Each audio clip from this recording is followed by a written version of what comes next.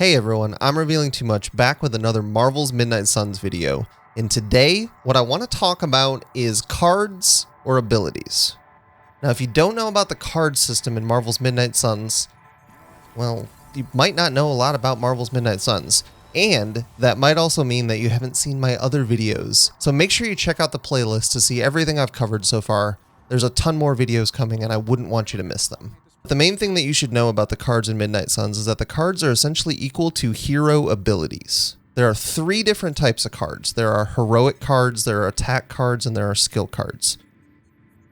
You build a deck for each hero that you currently have unlocked.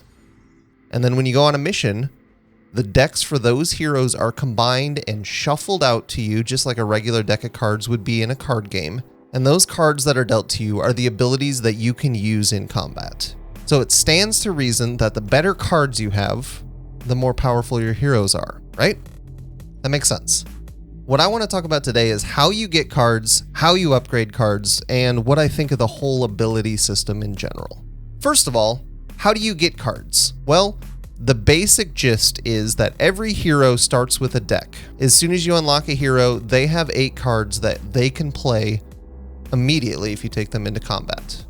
And I think in general, they give you a pretty good feel for how that hero is going to feel throughout the course of combat.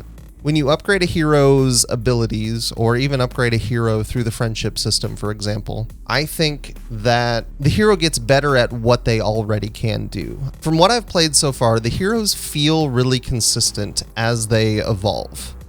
So if you have a character that's really good at, say, generating heroic, over the course of the game, as you upgrade their abilities and as you upgrade your relationship with that hero, they're going to get better at that thing in particular. Obviously, along the way, they're going to do more damage and stuff like that. But one thing I really like about the ability system is that it feels consistent. If you upgrade something for a specific hero, it feels like you know what you're building into, and I think that's amazing. So, other than the cards that you start with, how do you obtain more cards for heroes? Well, first of all, any mission that says it rewards a gamma coil is going to give you more cards for the heroes that you took on the mission. The way a gamma coil works is you take it to Tony Stark, he decrypts it or does whatever Iron Man does with stuff like this, and from that gamma coil, you get new cards that you can unlock. Now, some of these cards are going to be duplicates, which you might be saying, wait, why would I ever want a duplicate card? And we'll talk about that. But some of them are going to be brand new. You've got to choose from the cards that Tony presents to you. You can't take all of them. But one really cool thing is you can actually see what an upgraded version of a card would be right from this screen. So you kind of know what you're getting into as you make your choice. That's one way to get new cards. Another way that I've found to get new cards is through social clubs. And if you participate in the social clubs and do even specifically the side things that the social clubs request of you, like gathering those random resources that we've talked about in other videos, you can get bigger and better cards from that specific activity. As you progress through the game, you also get the ability to craft specific cards that you want using blueprints. So that way, if you're looking for an additional copy of a card to upgrade that ability, you have a direct path to that. On top of all that, you can send heroes on hero ops that rewards them with an additional card for their deck.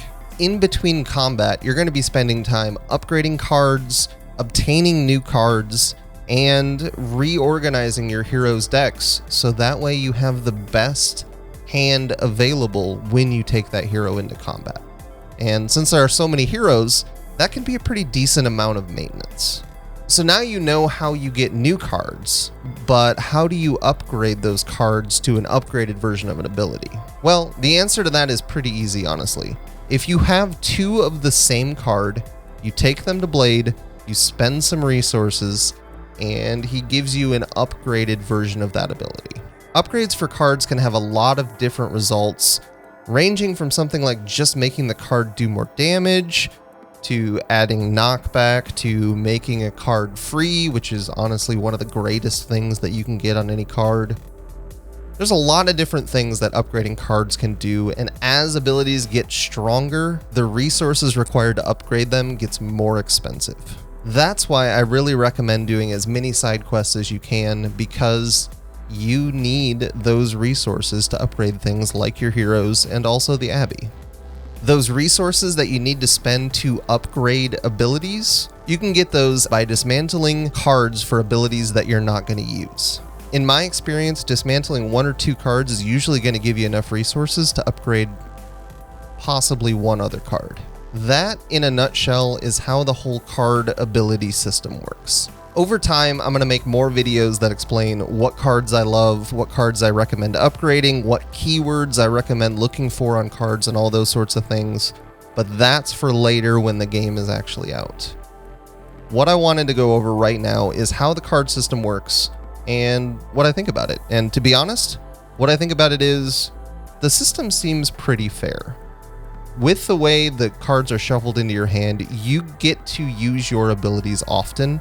And like I said earlier, you kind of get to know how a hero is going to play based on their starter hand, so you seem to know what upgrading that hero's abilities is going to be like.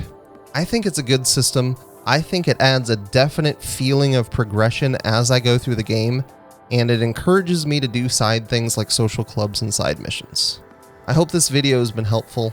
Thank you so much for watching. I've got a ton more Midnight Suns stuff coming, so make sure you're subscribed and come find me on Twitch because we're going to be doing a whole playthrough on Twitch, and I don't want you to miss that.